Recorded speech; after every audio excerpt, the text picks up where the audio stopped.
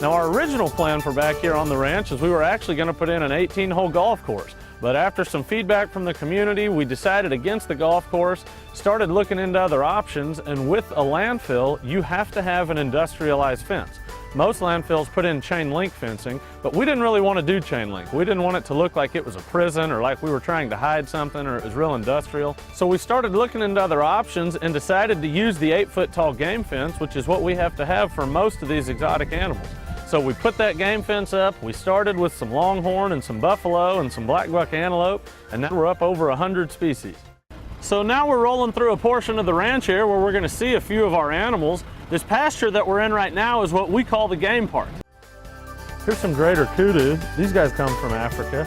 The males have horns, females do not. You can see they have great big ears.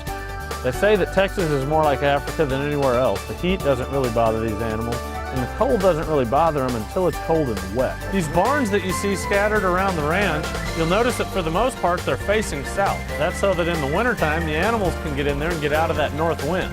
Now these barns are all made from 100% recycled material. This is all stuff that we pulled out of the trash. This is a group of addax. The addax come from the desert area in Africa. If you could see their hooves, you would see that they are very, very flat, and that is for walking on the sand in the desert. These guys can actually go weeks without water because they get all the moisture that they need out of the grass and the plants that they eat. Here we've got a group of Blackbuck, which are the brown ones with the long, white, funny-looking face. They come from South Africa. Here's a group of Scimitar horned Oryx. The Scimitar horned Oryx come from Africa. This is actually the only animal in the world that whenever they're born, they are actually born with a horn. This is a group of Barasinga. These guys come from India. They call these swamp deer. They like to get down in the ponds and they'll stay down in there all day, and whenever they get out they look like chipmunks, like they have acorns in their mouth.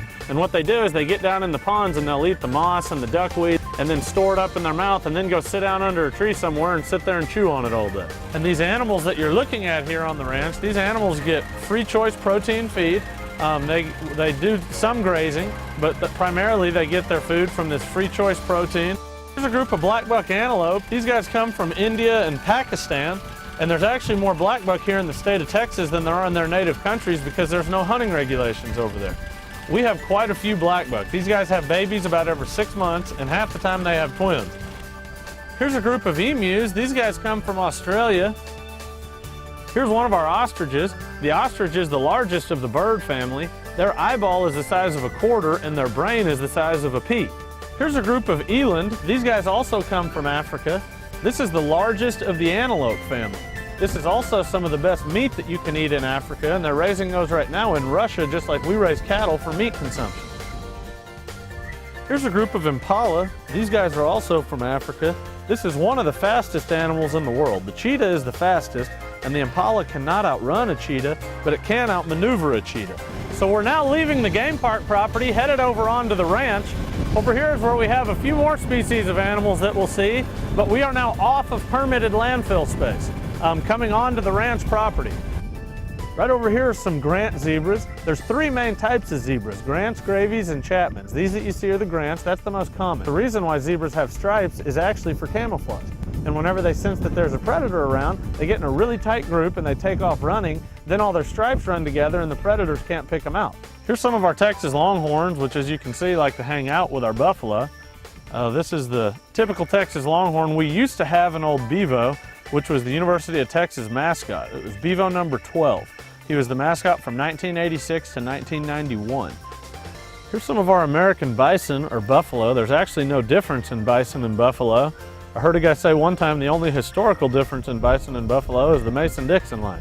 It just depends on where you come from as to what you call them.